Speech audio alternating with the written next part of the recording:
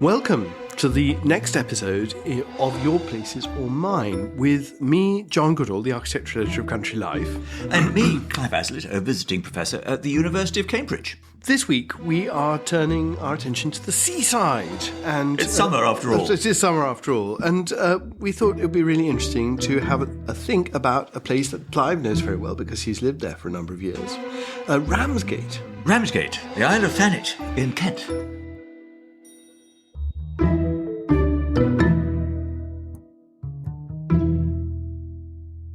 And Clive, just tell us briefly, I mean, how long have you had a connection with Ramsgate? Well, for about 20 years. Goodness me, that actually is longer than I... It's quite a long time. They do tot up, don't they? I know, and there have been changes during the course of that time. What first took you... I mean, what was it that first grabbed you about Ramsgate? It was very cheap. Now, come. Well, we must describe Ramsgate. Let's describe where it is. It's a very southeastern point of England, sort of east, really, it is east. It's not east, really. It's east of London, and it's very near France. Sometimes we pick up French radios and signals. It's just beside Dover, isn't it? I mean, it's just about 20 minutes east of Dover. And from both Dover and Ramsgate, on even a moderately clear day, you can easily see the coast of France, can't you? Yes, it's... in what is called the Isle of Thanet, which used to be an island until the 17th century, until the channel silted up. And being this island on an extreme point of England, there was a lot of activity, really from the ancient prehistory onwards. Isn't it Seller and Eatman in 1066 and all that who point out that somebody who doesn't land at Thanet has a disastrous time because everybody else has? From Claudius to... yes, that's true. There was a lot of landing at Thanet, and we had Augustine. And St. Augustine, of course. Very land at Thanet. Yes, it was very important. The channel went round, and you could... There was what was a port somewhere called Fordwich, which was where all the stone for Canterbury Cathedral was unloaded. But that is sort of quite a little way inland now, because that channel has silted up and it's all become part of the mainland.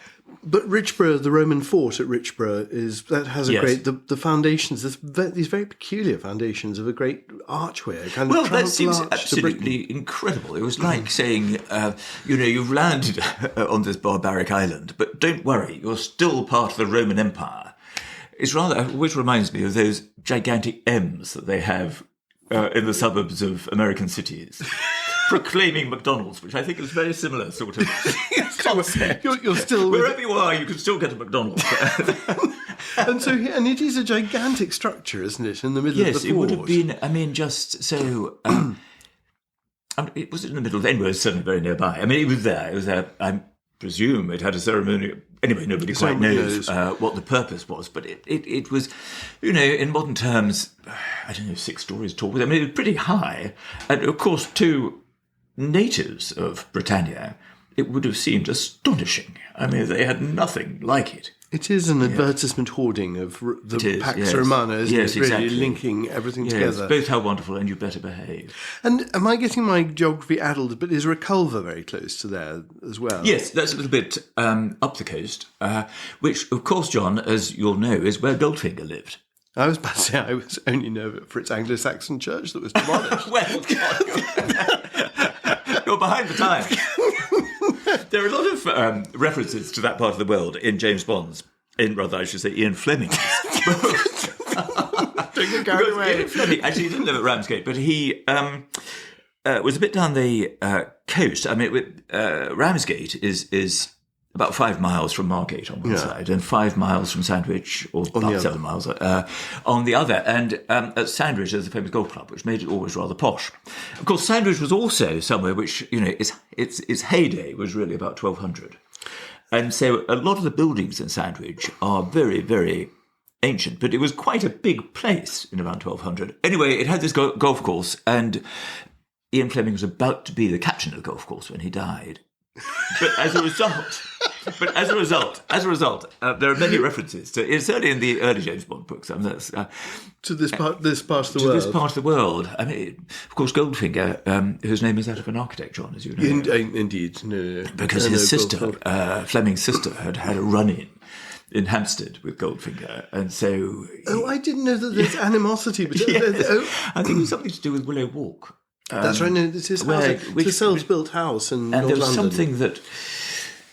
In Fleming's sister lived there, and there was something that they fell out over. Maybe the fact that she didn't like the view that he was creating of this ghastly house. Ian Fleming reared him up in fiction as a... Which will never be forgotten. And of course, you can't really say the Never Goldfinger without sort of chuckling.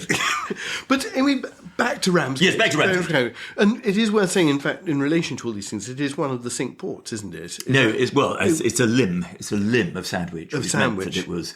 Yeah, I don't think there wasn't really very much there. And Sandwich was the big place where the king set sail from. And to put that in context, yes, before there's a formal British Navy, long before, that these 5 ports along the southeast coast had to supply ships for the king's use. And I mean, they must have been, I understand, as tiny.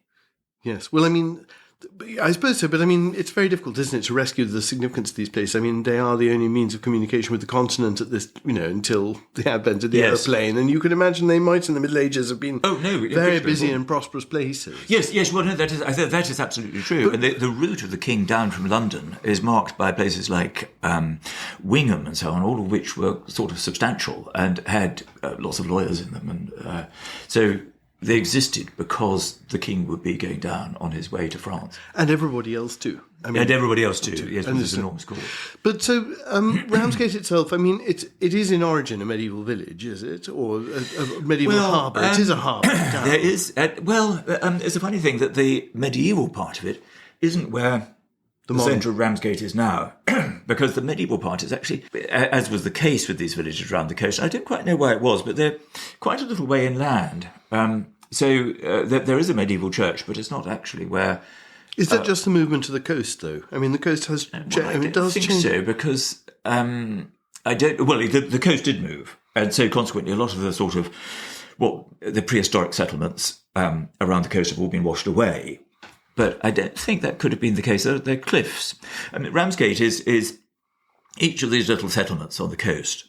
Margate, Broadstairs, Ramsgate, Sandwich. They're all very different in character. But the characteristic of Ramsgate is that there are 2 cliffs. And the gate was the gate for the... and the gap in these cliffs. There's not a very substantial river. In fact, you're not really aware of it at all. I don't know whether there is a river, in fact. But it must be in a pipe.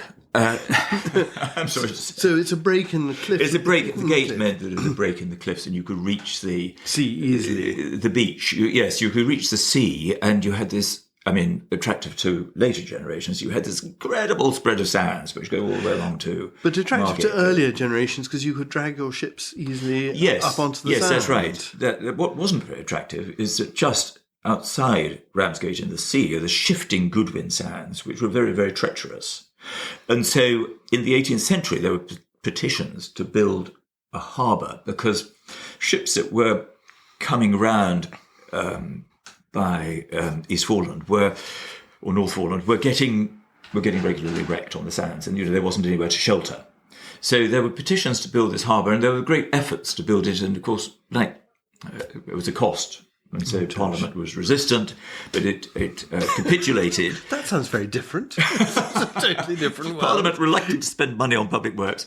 Well, but even when they did build it, harbour building is quite difficult. Harbours keep on silting up again. Indeed, that was the problem with Sandwich. It silted up completely. And so at an early point in the Middle Ages, it had become useless. It's also what happens at Dover. It's fascinating that Henry VIII, one of his great works is to try and build a new harbour at Dover. And fascinatingly, the modern harbour wall, which I think is created in the Second World War, if I remember this correctly, is actually following the line of an attempted harbour wall by Henry VIII.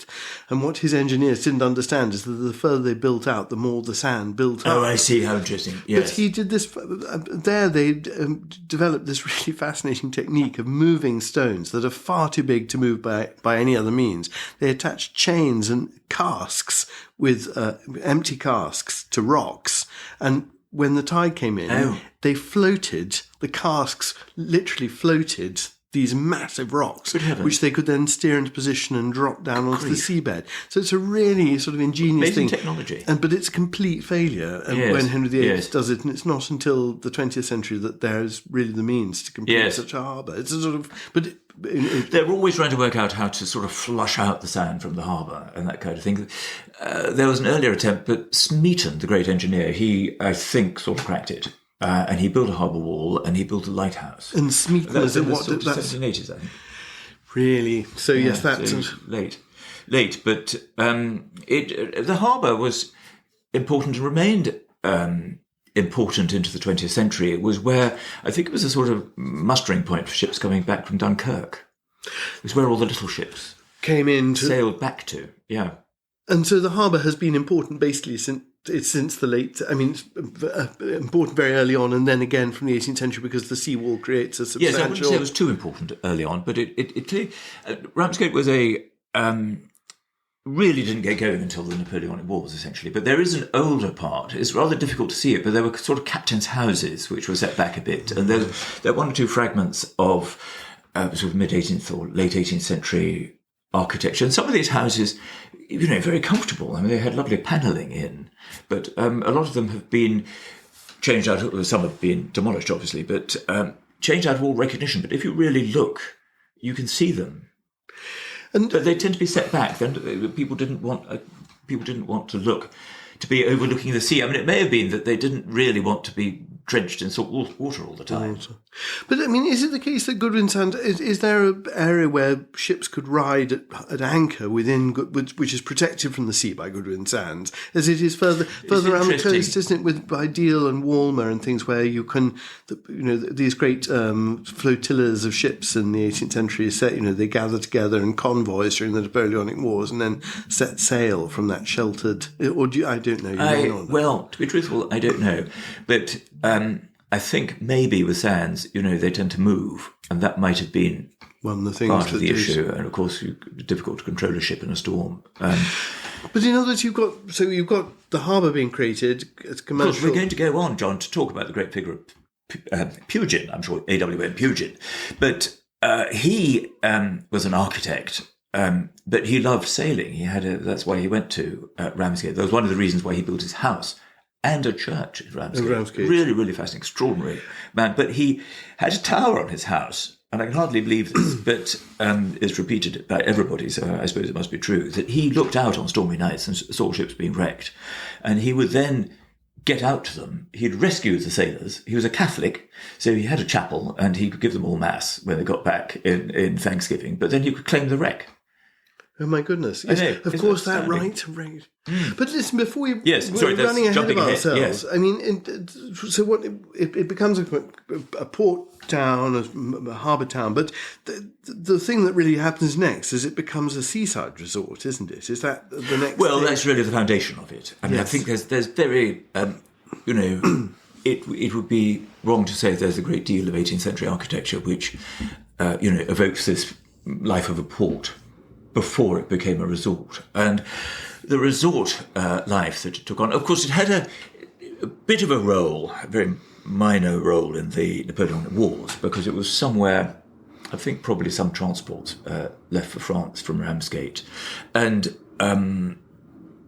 Jane Austen's brother was stationed there. So there are references in her letters. And her sister-in-law goes off, and she's a sort of valetudinarian, and Jane Austen doesn't have very much time for her. So she's always pretending she's ill. But anyway, she goes off to sort of recoup her forces at Ramsgate. I mean, it is worth saying, isn't it, that this whole section of the English coast, I mean, is militarised to an extraordinary degree in the late 18th and early 19th century. I mean, the investment in the stationing of troops there, the investment in fortifications, the creation latterly of these so-called Martello towers along the south coast of England. Yes. To try and protect. I mean, obviously there's the fear of Napoleonic invasion, but I mean, the investment and there's a military canal, isn't it, that runs along the south coast. Yes, but Deal wasn't very far away. And with also there's enormous guns in the and 19th everything, century. and also then prisoners of war who are being kept. I mean, they're certainly at Portchester, but I'm sure there are other places where there are prisoners of war, much further east. I don't know, but I mean, just this whole investment, military infrastructure, and Dover at this time is undergoing the most extraordinary refortification as the shortest sea crossing with the continent, where we all know the medieval castle, and that's encircled by new and very expensive fortifications, but they actually end up fortifying the hill on the opposite side of the harbour from Dover Castle. These enormous fortifications that are going up in the 18th century and then continue to be developed in the 19th century, and I think are memorably described in Parliament in the late 18th century as the greatest waste of money ever, because everything changed. Everything changes, and I don't think that Ramsgate was. The evidence of the fortification isn't quite so obvious, but we were very patriotic because we had Nelson Terrace, Wellington Crescent, and the Plains of Waterloo. Oh, really? Isn't that terrific? There's a street called the Plains of Waterloo. I think that's fantastic. I slightly wish we got our house there. So what is? But of course, it's on the wrong cliff. You've got these two cliffs, and they've got a distinct character. The two cliffs being which? Easy to remember. One's called West Cliff. One's called East Cliff. and is there a fashionable cliff and an unfashionable cliff? The West Cliff, John. So what changes its fortunes and turns it from being a coastal town into a seaside resort? What is it? Well, of course, it used to be that people went and take the equivalent of holidays in spa towns, didn't it? But I suppose the great moment was when the Prince Regent built his Marine Pavilion at Brighton, and that wasn't a spa town; that was a seaside town, and the seaside had this association with health from an earlier point in the 18th century, but it was sort of fairly new by the Regency. In fact, Margate, which is just next door to Ramsgate, that got going. I can't quite remember, it's sort of early 18th century or something. People started to recommend them, but what sound like very bogus doctors wrote tracts extolling the health-giving benefits of these places where they themselves had an investment. And as a piece of trivia, I seem to remember that the earliest depiction of bathing huts is in fact in Scarborough, which in Yorkshire, which starts as a spa town, of course, but very quickly there's development and interest into seaside bathing, and there this system, you would get into a little carriage on wheels, and you would get dressed and changed in this carriage, and then the thing would be wheeled down into the sea, and descend at the bottom, and swim in your, and then clamber out. It'd be rather nice. No one's getting sand all over the place when you're... No, that's true. That's true. I think they were particularly for ladies because they were screened, and so you couldn't see what was going on. But the subject of bathing was a great matter of discussion at Ramsgate. There's a very funny book called All About Broadstairs and Ramsgate, and it might have been written by Dickens because it's so written with such sort of verve. Dickens liked to go to Broadstairs and stayed there for a number of years. He would have come through Ramsgate. In fact, he wrote a book called The Tugs at Ramsgate, which was sort of funny up to a point. But he came down on the paddle steamer. You could get on round about Westminster Pier, and then you went round the point of England, and you could get off at Ramsgate, but you couldn't get off at Broadstairs because the harbour was wrong. So anyway, he would have passed through Ramsgate. But this book describes what sea bathing was like, and there were all these sort of dreadful roués who were sort of trying to scan the horizon pretending to scan the horizon with their telescopes. In fact, concentrated on the bathing machines. And seeing who's... these women or girls sort of splashing around, but in these sort of voluminous coverings. And there was another account that I read from a bit earlier, which said didn't see at all the point of these bathing machines. You see, one of the things was it segregated the sexes, and it was a time when men mostly bathed without wearing anything. Yes, in the nude. So it said, well, there's no point in having these bathing machines. You can just insist that men put on a pair of drawers or something. So it was bathing was and how to do it was much discussed. And Catherine Ferry, this historian of the seaside who does things for Country Life occasionally, I mean, she's written really brilliantly about exactly these things, about the changing mores of Yes. of bathing and what you can wear, and indeed these very strict regulations about even things such as wearing swimsuits on the beach is sort of absolutely forbidden. I seem to remember until the very, very late 19th century when it becomes acceptable Yes. to be seen on a beach wearing Yes. a bathing suit. Until that point, it's strictly for Yes. being in a bathing. Yes, quite. machine. Well, I think they became, whatever they were made of, they became, relatively speaking, a bit clinging after you've been in the water. And so this was, going to overexcite old men. But it is really interesting. It's the Prince Regent who transforms the reputation of the seaside. I mean, interestingly, I don't think of him as somebody who actually ever swam, but in Brighton... He would have floated. He would have magnificently.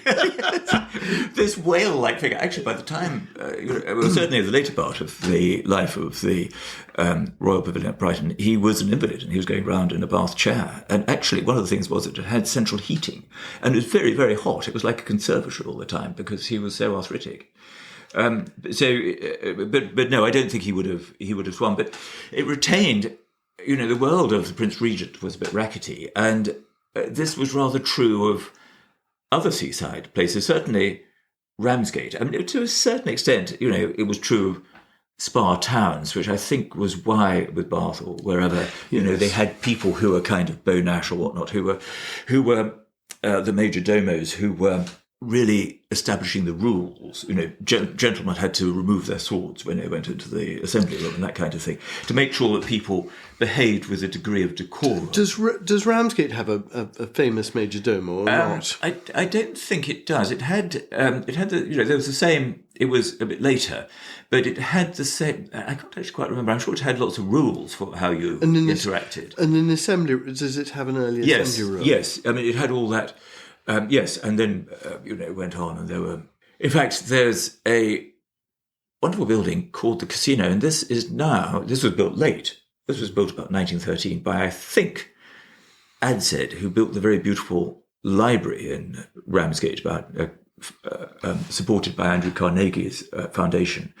And it was this building right on the sands, but, very large. And it was called the Casino, and I think it meant that it was a place of sort of common resort and everything. And for a long time, it was closed up and redundant, but miraculously, it's been fabulously restored as the biggest Wetherspoons on the face of the planet. Well, I mean, I take my hat off to Wetherspoons because it's really done incredibly well, and it's so important, this building, because it's just on the sands. So it was really depressing that it was all closed up. And now it's really nice, and they've got terraces, at the first floor level, which you can sit on, have a drink, and look out over the sands. It's fantastic. But I will say, we must pull back a bit, because it had this Regency iteration when it got going, really, and then, as I said, a lot of places named after the Battle of Waterloo. It had other things that were quite interesting. It had a street called the Paragon. That's a relatively unusual name. There's a Paragon in Blackheath, famously, but there are not so many around. What signifying what? Paragon, it means, sort of best in class. Why particularly applied to domestic terraces, I'm not quite sure, but we weren't the first to use the name. It had been, but I can't quite explain. When you say we, you mean Ramsgate. Sorry, I speak as a loyal, not exactly son of Ramsgate, but a loyal resident of Ramsgate. But the thing we do have, which is unique to us, is that we have, indeed, I live in one. These are streets called Lawn. I mean, they were originally built around a patch of grass, essentially, which was called a lawn. And I did like a square, but not enclosed. Well, yes, it was square. They weren't always square. I mean, they were sometimes circular. I mean, or in our case, we live in Guildford Lawn, and it's sort of kind of a dog's leg, which there would have been another dog's leg on the other side, I suppose, except it was knocked down. What's special? So they're basically a patch of lawn, but not enclosed like a square. They're not railed off the green. Well, I don't quite know. I mean, it might have been that lost their railings in the Second World War, which of course is what happened, and it might have been that the railings were not replaced. So they have a slightly rustic character now, but whether that was always the intention, I don't know. And I mean, to be honest, the significance is slightly lost, but it conjures up in my mind a sort of Rus in urbe, countrified air. And they are called lawns. Liverpool lawn, Liverpool, I suppose, after the Prime Minister, there was a Prime Minister called Liverpool.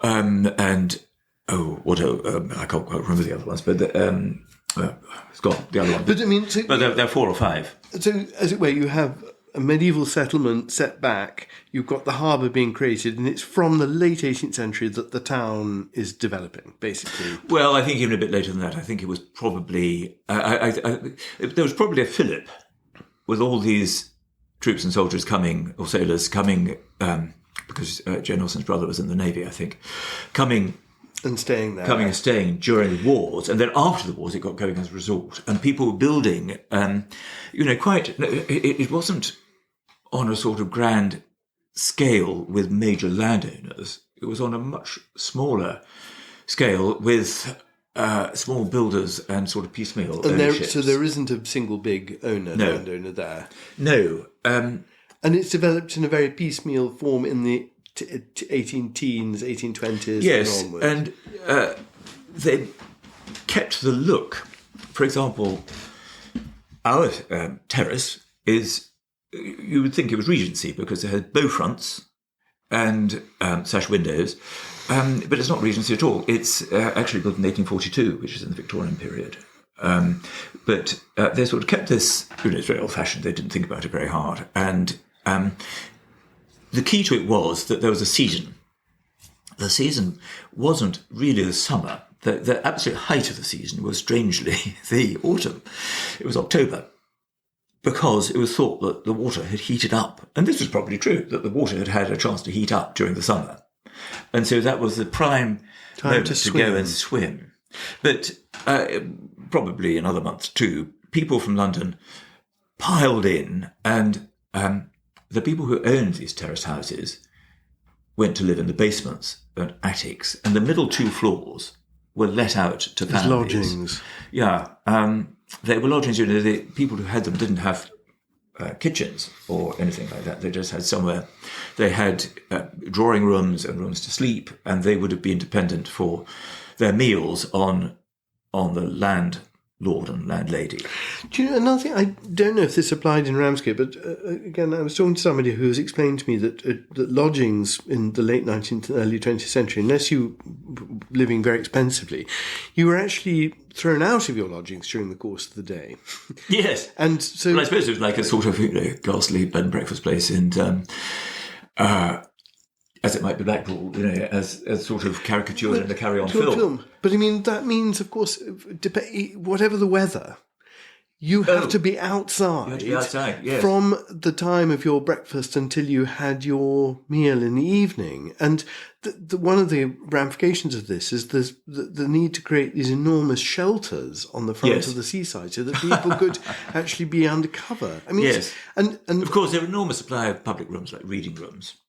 But there are also, as soon as the railways arrive, of course, there are huge numbers of people who are coming for the day, but those who are staying several days or at night or anything, they are basically thrown outside, whatever the weather, and there needs, therefore, to be all the means of looking after these people between the times when they go to their lodgings. I mean, it's a completely different dynamic from one that we might have. That's true. Where you have a hotel room or something, or you have bed and breakfast where you go in and out, however dingy or wonderful it may be. It imposes a completely different rhythm on the day somehow. Yes, I think that's true. And I suppose it's one of the reasons. I mean, they were thought to be terribly dangerous and rackety because people met other people. And you couldn't really tell. You couldn't really tell who they were, what their background was. Were they who they claimed to be? Terribly dangerous, parents of young girls and so on were particularly anxious about this.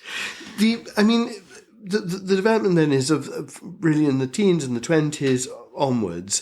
And the railway, do you know when the railway arrives in Ramsgate? I mean, because that is presumably a transformative thing as well. I mean, literally, because...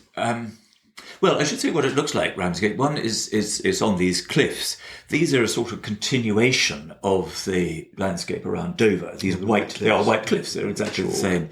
Yes, this chalk, which you can imagine is built up over millions and millions of years.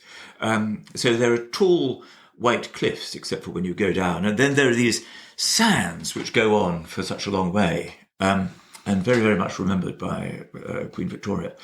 But then overlooking the sea on these cliffs high up, and going back from that are terraces and squares and things that, these lawns, which could be different shapes. And they're all of these bow-fronted houses built really shockingly in a shoddy way out of brick and then covered up in stucco so that nobody could see how awful the brickwork was. So that was what it looked like. I mean, it's... And the population is then peaking in the autumn as everybody descends. Yes, so there's a sort of resident population, but in fact, there's a season when huge numbers of people descend. Yes. And that I think there were some people who were living there. There were some people who went kind of all the time and took rooms. But I think that it had this raffish, slightly bohemian, certainly a bit doubtful socially. Why does Queen Victoria remember the sound? Well, because she went there. She was taken by her mother, the Duchess of Kent. Of course, I don't think that the Kents, not quite sure about this, but they weren't actually terribly well off, were they? No, so it wasn't, you might think, Queen Victoria went as a girl, this must be a very posh place, but I don't think it was quite like that. And also living at Ramsgate was her disreputable uncle, the Duke of Sussex, who had married somebody actually more than once. She'd married her in... We should take up the story of the Duke of... I'm cut off in my prime. I broke out your prime, but after... Don't go away. After a short interval. Take a break. Very good.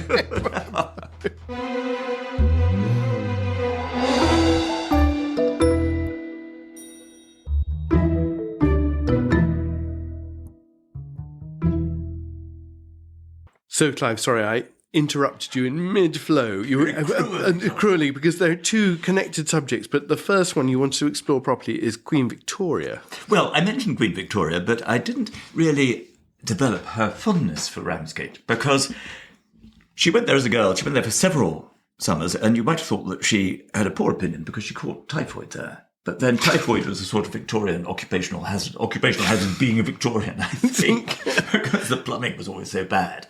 So she caught typhoid, but didn't hold it against us. And I suppose it must be in the 1850s, W.S. Frith, the painter of these sort of genre scenes which were teeming with people. The railway station, exactly, and everybody getting on with their life, yes, and the races, and yes.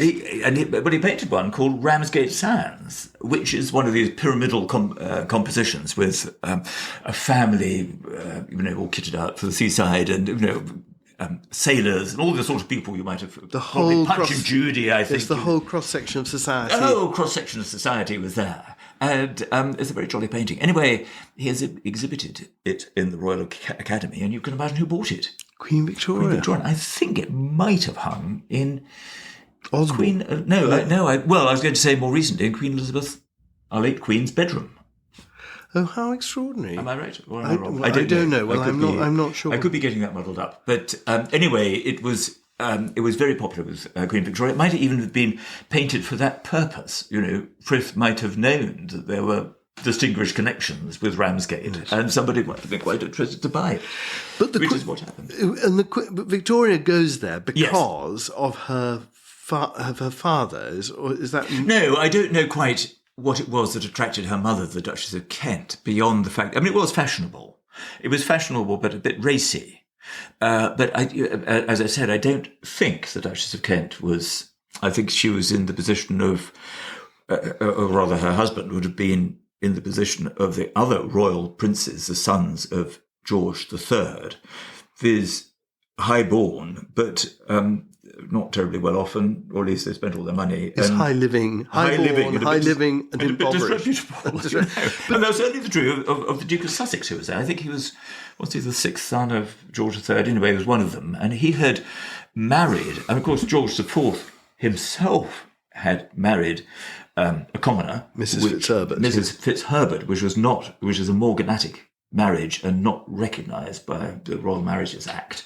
And so had the Duke of Sussex. He had, Mrs. Fitzherbert was an actress, wasn't she? Yes. Whereas the Duke of Sussex's wife was actually a member of the aristocracy. She was called Lady Augusta Murray, I believe. And they got married twice, because they got married once in Rome. They then got married in St. George's, Hanover Square. But neither of these marriages, and they lived together for ages, but neither of these marriages was recognised. And eventually the Duke had to go off and marry somebody else and just dumped her. Anyway, he dumped her in Ramsgate. So that's where she... Attractive character, yes. Yes, exactly. But that was the sort of person, herself, blameless, but, something slightly of a cloud over the whole affair. And then her unfortunate son spent the rest of his life trying to claim a title and trying to establish in law the fact that his father was who his father was. Goodness me. He was granted a title of Deste. It seems rather strange. I know. It's extraordinary. Well, there's a Deste chapel in the church. How in the parish church, fascinating. curiously enough. But he's a slightly melancholy, slightly sad figure. Slightly sad figure. And, there were other people of for example, Dickens was a bit raffish, I would say, but certainly his great friend, Wilkie Collins, another novelist, was very decidedly raffish. And Wilkie Collins went to Ramsgate because he liked boats, he liked sailing. And so there was a yacht club, as there still is. But he would have houses, one on each cliff, one of which contained his wife, and one of which contained his housekeeper, who was popularly assumed to be his mistress. So, these things were going on. And that was the character of a seaside resort. And they all met together in places like Mr. Fuller's famous Marine Library, which was not just a library, but also had sort of assembly room and music hall. And there used to be a big Ramsgate music hall built, I suppose, about 1900 or something, late 19th century. But there was one in... that's what the library sort of doubled as, and also a bit of a sort of very, very tame casino where, if you're lucky, you might win a bar of soap or some hair oil, or a wooden spade for use on the sands.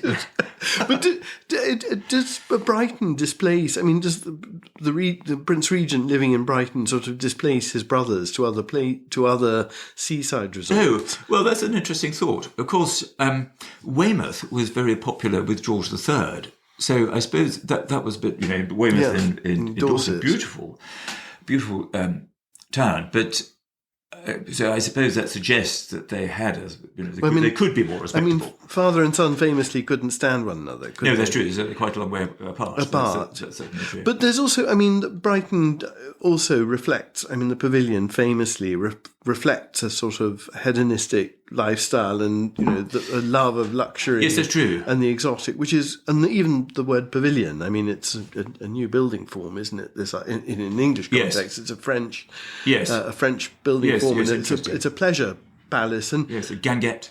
And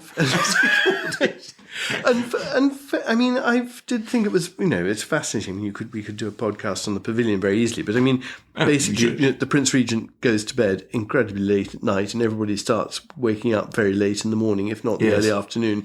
That all the stained glass there and the gazeliers are on the roof to light the building for nighttime use.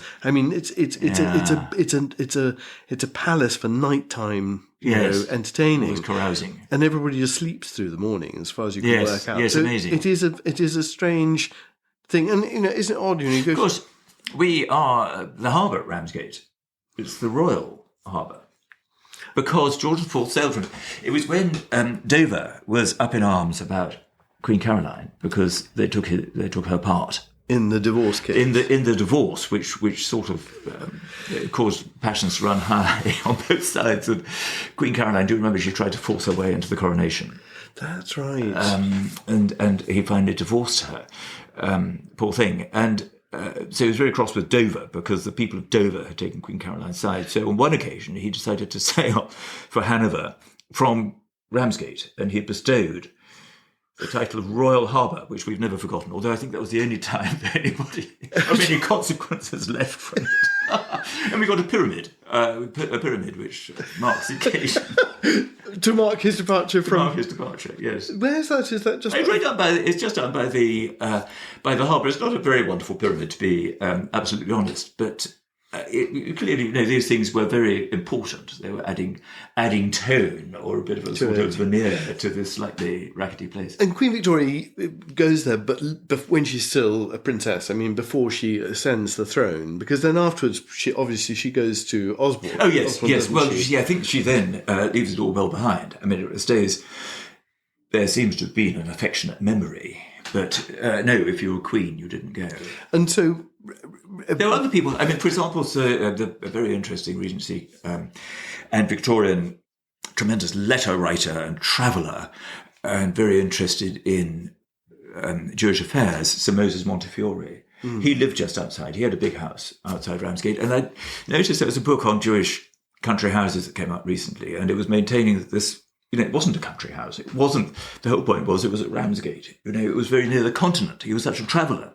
He wasn't establishing himself as a kind of grandee with fields hunting and shooting. Or even really as someone going for the seaside. He was going there as a staging post in his continental travels. I should think probably, I don't absolutely know that, but I should think that it was also regarded as very healthy. At Broadstairs, just next door, there are an enormous number of prep schools at one point.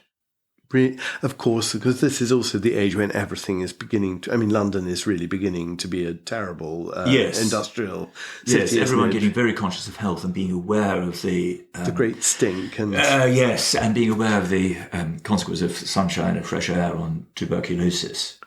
So, which is a great killer, isn't it? Which is a great scourge. So it was regarded as healthy. Coleridge went to Ramsgate, but of course, he was a sort of... He was pretty high on opium, I think.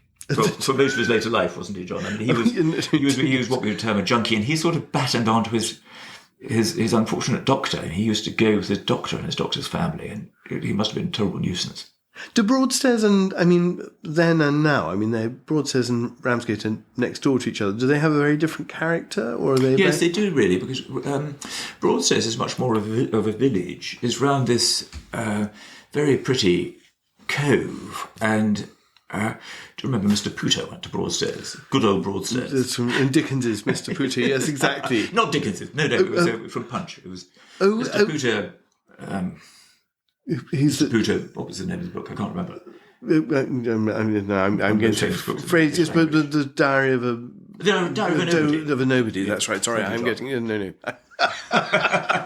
Mr. Pooter goes to Broadstairs. Yes, he's this sort of... the joke is that he's this clerk who is very aspirational, and he's always trying to sort of... get to Broadstairs. He's always trying to be on a par with the Lord Mayor and so on. And of course, his son, who's a much more go-ahead and rebellious character, he's much more of a scandalous character and succeeds in getting ahead, and his poor old father is just trudging along. Anyway, Broadstairs was the place that he loves to go to for his holiday, walk up and down in a sort of... It's a straw helmet. It's like a pith helmet made out of straw.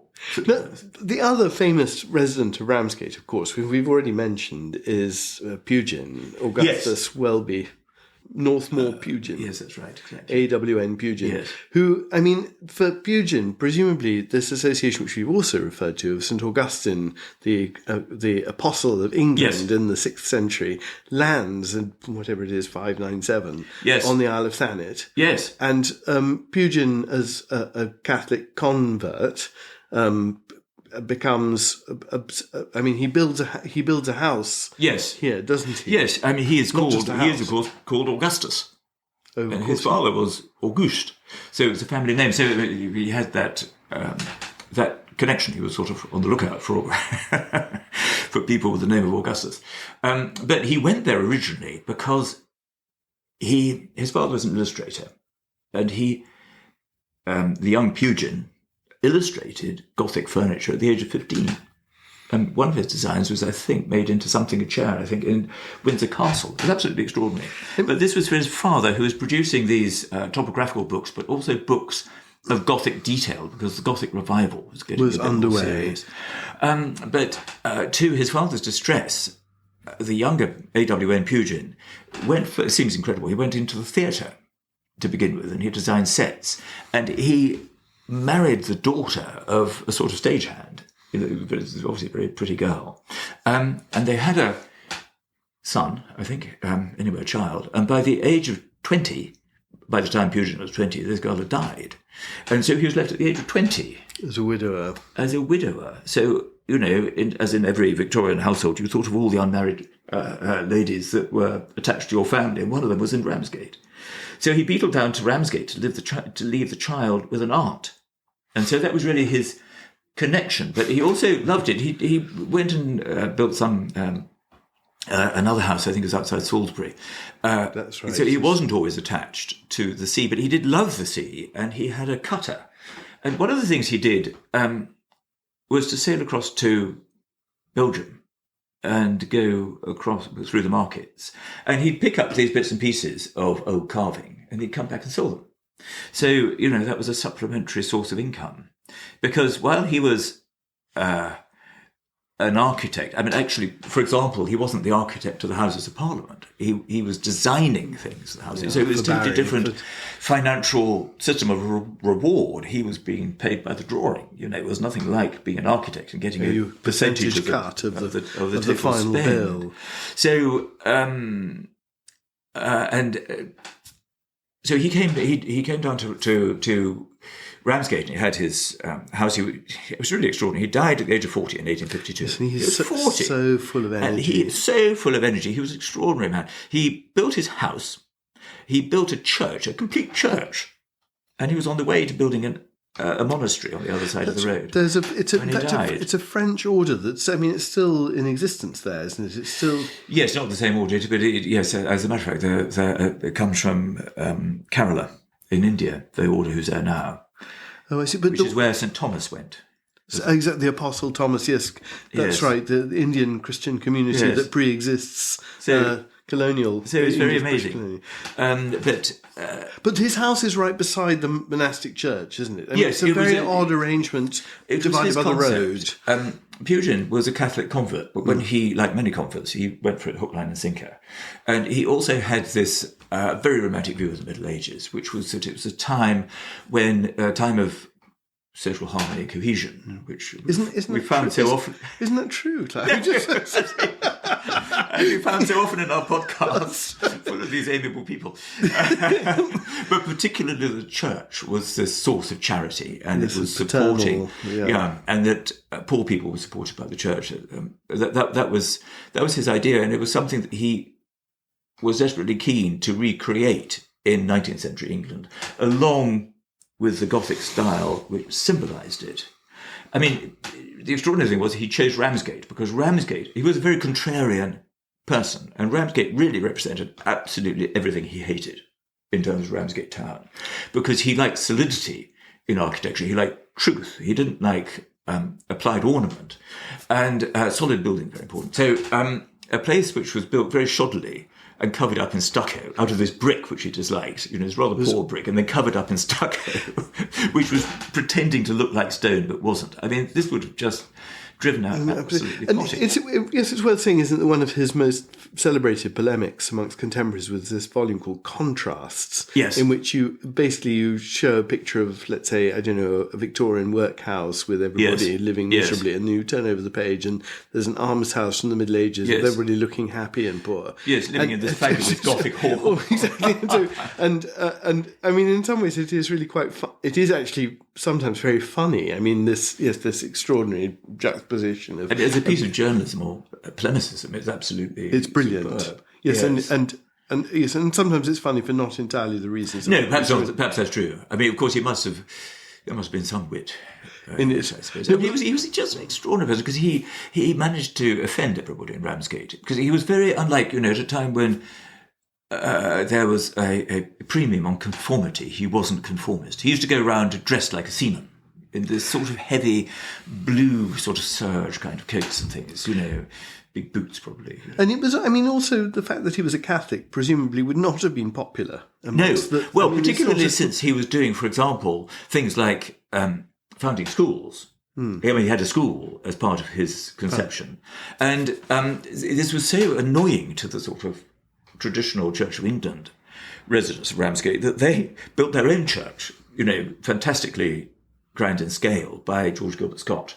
And they opened their own school. And finally, Pugin found that he could only get the sort of roughest possible boys who were virtually impossible to educate, and he had to give up. But there was an absolute battle, because whenever he was criticised, he would just write a pamphlet and distribute it around the town. So people absolutely hated him, and they used to spit at him in the street. And in the Grange, which is the name of this house, he had special shutters made, which were absolutely defensible. They came up. I think they either came down to the ceiling or up out of the ground, or maybe they came from both ways and met in the middle. But they were these solid sheets of wood, which would withstand attack. Well, because he really thought that he could be attacked. Well, of course, a lot of. it's also like his house in outside Salisbury, which I visited, and similarly, I seem to remember has a drawbridge pit. It's. Yes, it weren't entirely fanciful. He really thought that there could be an uprising against him personally, but also as a Catholic. Catholics were very unpopular, and he was not only Catholic, but he really, he made himself stand out as this person who was very different from everybody else. And he was a polemicist in that regard, yes. Wasn't he? And polemics are meant to annoy other people, yes. And he clearly did. But I think the Grange is now a landmark trust. Yes, it is. It's marvellous. It's marvellous. It rescued by the Landmark Trust, fantastic, and lovely to stay in. And it's very interesting. It's been. It's where he dies, isn't it? Yes, he. I don't actually know, but he probably is. He's got his tomb is in the church. Beautiful.